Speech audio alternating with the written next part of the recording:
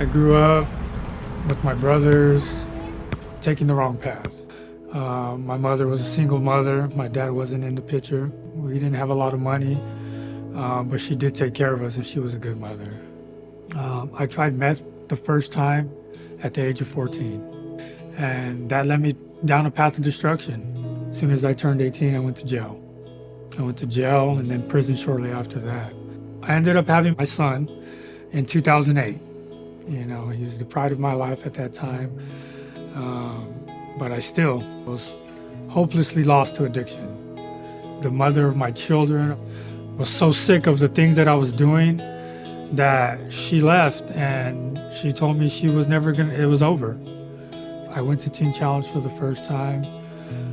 I started to in 2013. The reason why I went to Teen Challenge was to get my children back and to get a job and to do all these things that define a successful person in this society. It wasn't for God.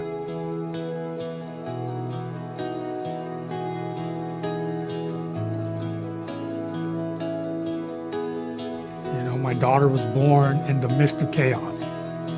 I had gotten worse than I had ever been in my entire life at that point. I had lost my sanity. I was hearing voices.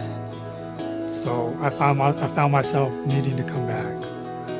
I entered the doors of Teen Challenge once again in 2019. I cried out to God and I said, God, please, if you would just restore my mind, I will serve you.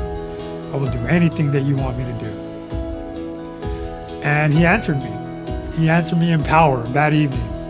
I know that I heard his voice, and I know that I heard him tell me that he wanted me to serve him, and that he wanted me to serve him in this ministry.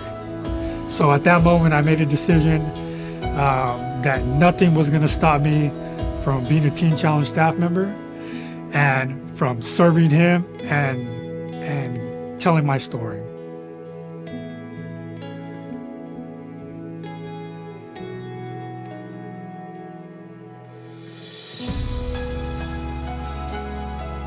And I get the privilege to speak to broken men, to let them know that there's hope in Christ, that if God could change me, he could change them.